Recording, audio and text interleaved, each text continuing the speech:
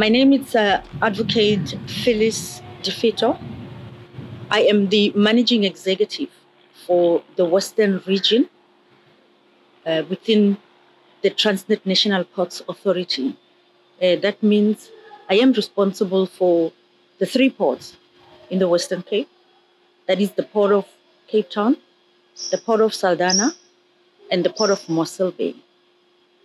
In my capacity now, as I'm engaging, you say, I am the newly elected chairperson for the Association of Women in the Maritime sector in the Eastern and Southern Africa. A very humbling experience and a very humbling appointment, and I really want to express my sincere appreciation to the ladies who have been here with us through the journey for the 2 days. We have engaged, we got to know each other, we had fun, but at the end of the day, we agreed on the leadership that is going to take Womesa forward. We all agreed when our minister, the Minister of the Department of Transport, Mayor Chikunga, said to us, it's not the name first or the person first, it's what needs to be done. And after you have clarified what needs to be done, you will be able to identify the right people to do what needs to be done. This takes me to a point where we need also to reflect. There was a launch for Womesa previously. The conversations that came about during the 2 days also focused on what led to Womesa not moving forward. It's there, but we didn't move forward. And I think that conversation put us in a better platform to say, okay, these are the things that led to us not moving forward. We need the right caliber of people to make sure that we move forward. And that was well done through the SWOT analysis. And the ladies with brains came up with good suggestions. The strengths that we've picked up, the weaknesses as well, and how we can strengthen where we have to strengthen on the weaknesses side. And the weaknesses also assisted us to pave way what are going to be the focus area. For example, when the committee, after the entire election, was introduced formally to the ladies here, to our sisters, it was made clear that the first action, make sure that the regional structures are finalized. So you can see that there's quite a lot that has to be done immediately. And the way the message came out in that way, for me, whilst I was up there, it really daunted that this is not a child's play. This is reality. This is work that has to be done. And the commitments that we made be fulfilled. Over and above that, I would love to share as well how we are so well guided by the strategic objectives of Womesa, clearly covered in the Constitution. And for now, we are aware that this election, the committee that is in place, is going to lead the sisters for the next couple of years, from 2022 until 2026. So as we are here, we have a journey that we have to take as the team, being supported by the ladies from various sectors within the maritime industry. And that was also a very interesting point, how we were so well represented. We're talking about Transnet National Ports Authority, leading the ports, about 8 ports along the coastline. We do have the Department of Transport, our policy ministry. We also have SAIMI. We also have people from SAMSA. We do have the ports regulator, the private companies as well that are within the maritime sector, sharing their experiences and how they should be exposed more and how they want to participate and contribute to the success of Womesa. Now, we also looked, we made a reflection as we were having the conversation. The guiding principles in the Constitution are very clear. But what we need to also keep on reminding ourselves is the mandate that we are given as Womesa. it's clearly outlined in the Constitution that we have to represent the interest of women in the industry, maritime industry, nationally, regionally, and internationally. You can see the sphere, it's huge. And in addition to that, it says we need to promote continued education and training, advocate for gender equality, promoting the protection of marine environment. So we go deep into the sea because there are species there. As much as we train, we equip ourselves, but we also need to make sure that we protect our marine environment. And we come up and be loud as women in the maritime side to say there are things that are happening in our waters that are damaging our species or killing our species. Lastly, it says we need to promote safe and secure shipping in ports operation. We do have women from the ship operations that were here, the harbor masters, the marine people, the seafarers. So we'll be walking the journey with them to make sure that we cover all these items as they are covered under the mandate. What is also critical is that within the Constitution, a clearly outlined strategic plan and the objectives, they are there.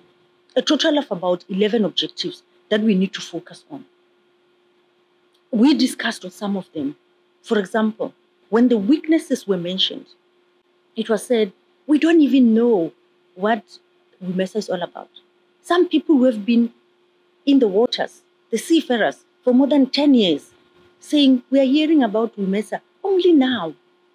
And that led to us reflecting that it means we were not communicating more. We were not going out there to brand Womesa and it be known within the industry.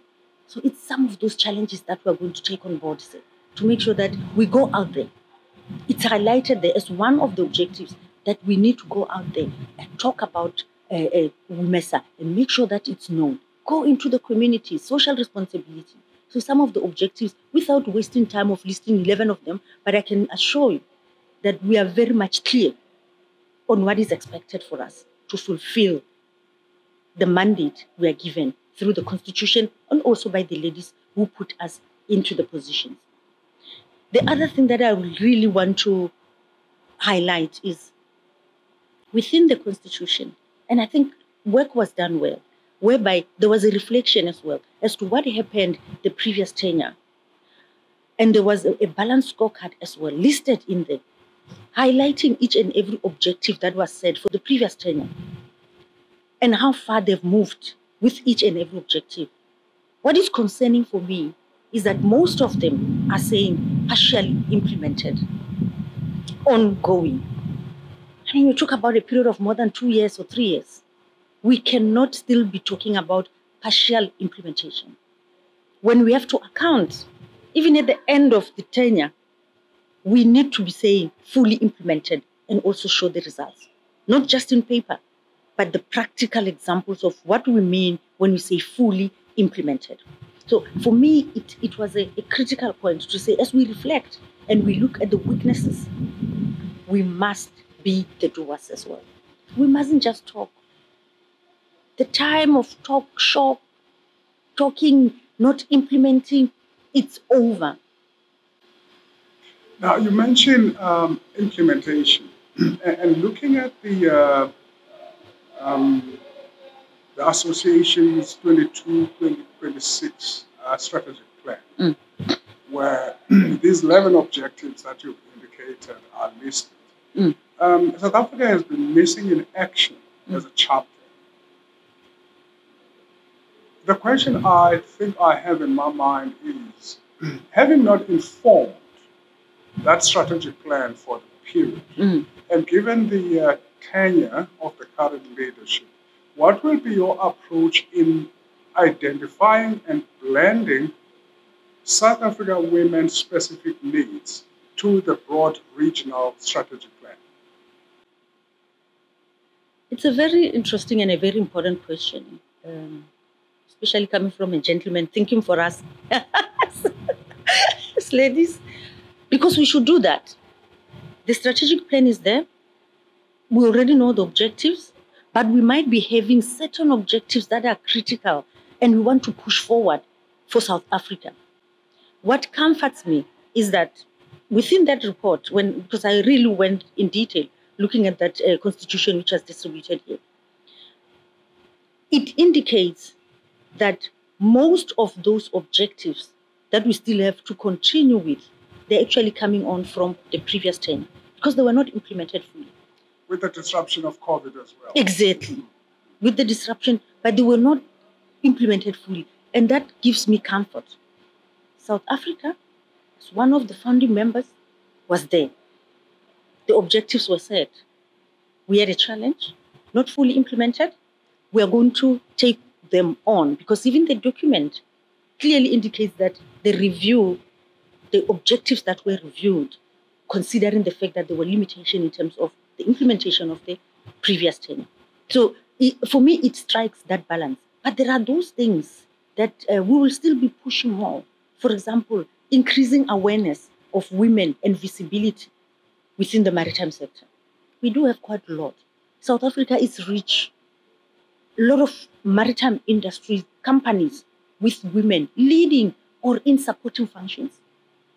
We have to pull that out.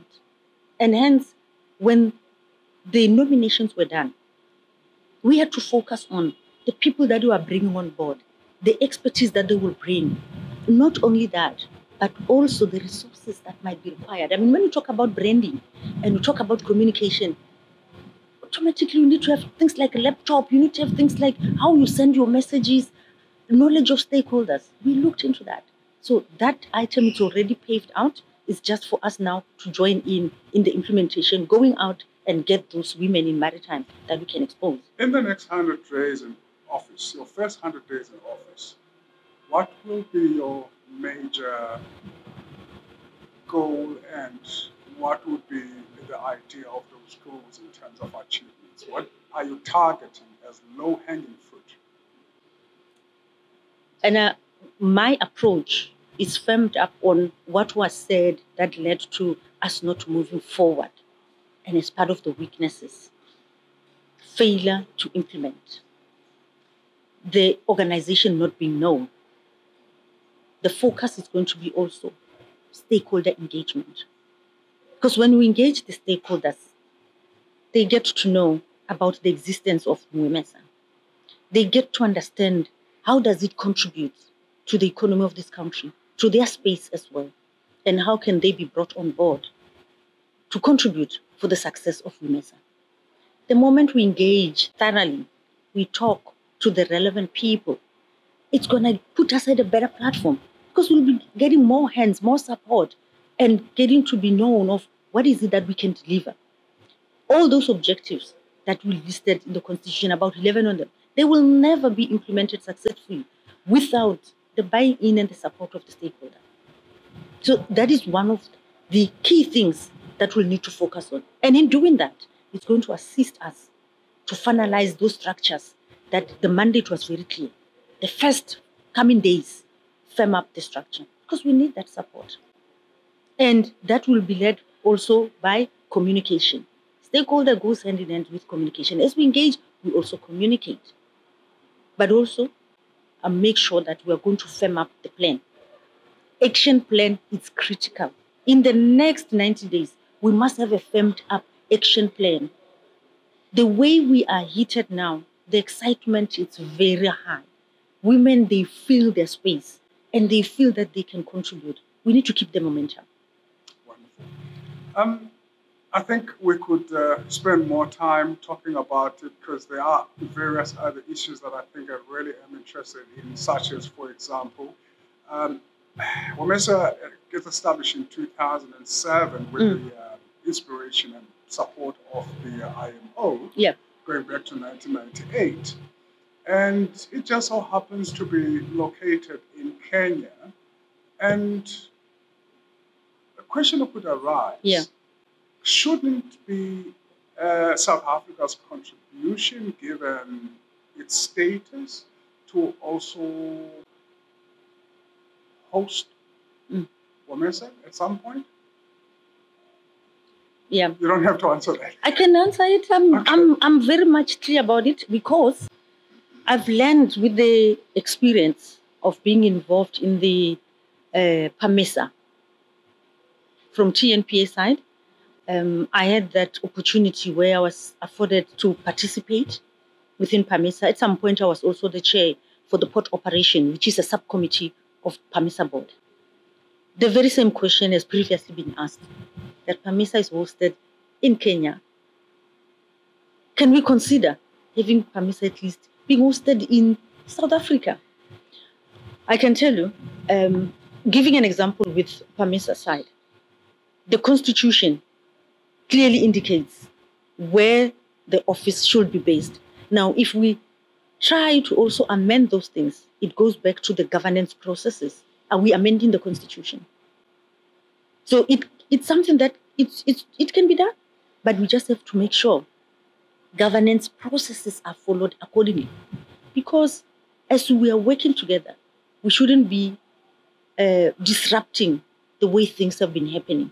Because the fact that Womesa is based in Kenya, we have to think about other economic contribution that it's making into the country.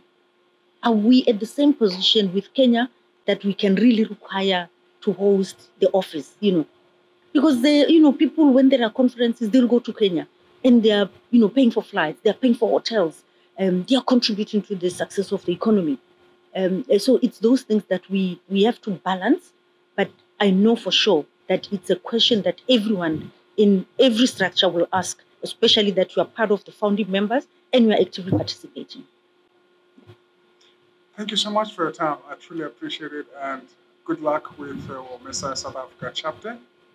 Viva! Viva! Thank you so much, sir. I really want to appreciate and thank the women. I am humbled, and we are taking this with the humility and the leadership that we are going to make things happen and supported by our sisters. Thank you so much. You're welcome. Thank you.